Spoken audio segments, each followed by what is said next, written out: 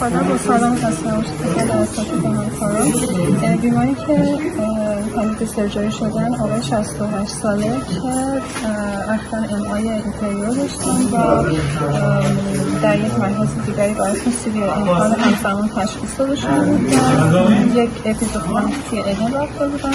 لذا به این شرایط من که مریض تیروسل بود کاندید CABG شدن.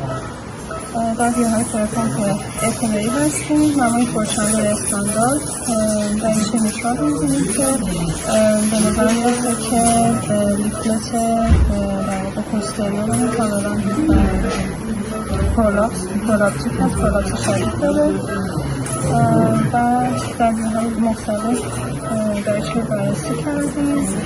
شدت MR رو اینجا می‌بینیم که بسیار شدید هست، اکسنتریک به سمت مدیال. در این نما اگه دقت بکنید باز همون پرولاپس دریچه میترال رو داریم و توی این نما به صورت فریم بای فریم اگر نگاه کنید به نظر میرسه که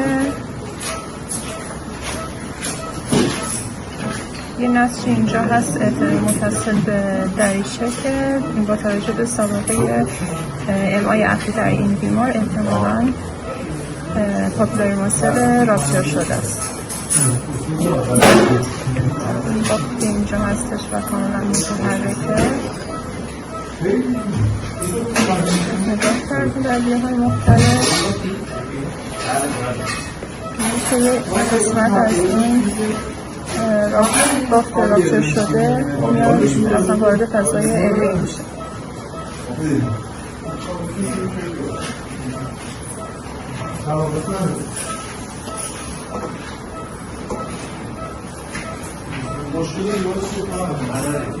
بعد اینجا در نمای شتاکسیس در واقع ایری هستیم. میدونیم که پاپیلاری ماسل آنترلاترال سرجای شده جای پاپیلاری ماسل پوسترمدیال اینجا خالیه.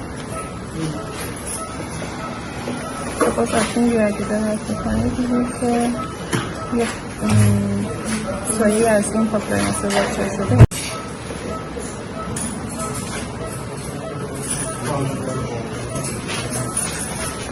دقیقا از هر اینجا هست که در واقع دریچه لیفلت پوستریورمون هست اینجا که MRمون میاد خالی اکسنتریک و این در واقع پاپیلاری ماسل راپچر شده باعث فلی شدن دریچه لیفلت پوستریورمون شده.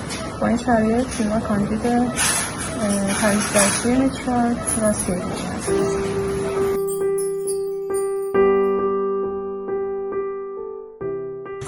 دریچه میترال رو میبینید؟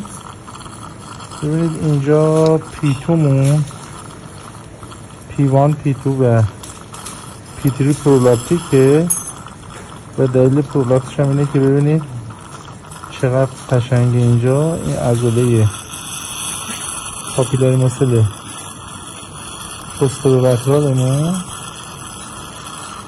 ببینید کامل کنده شده، یعنی راپچر پاپیلاری ماسل عاملش. با توجه به مجموع شرایط بیمار ما پلنمون اینه که به CABG بکنیم بیمار رو به MBR. مرسی. این هم آنتریولیستمونه که ببینید پرولاپس شدید داره، دیجنریتیو هم هست و با توجه به اکیوت MI هم که بیمار داره و بافت مناسبی هم نداره برای ایمپلانتیشن این پاپیلاری ماسل، من پلن MBR رو انتخاب کردم براش. مرسی. عملون تمام شد که بیمار تحت تعویض دریچه میترال و CABG قرار گرفتن. نتیجه عمل رو داریم در اکو بررسی میکنیم. دریچه‌مون مکانیکال وای لیفلت موشن خوبی داره و بررسی کالر پرو نداشتیم و گردیانی هم که از دریچه گرفتیم مین یک اکسپتده، لذا نتیجه عملمون عالی هستش.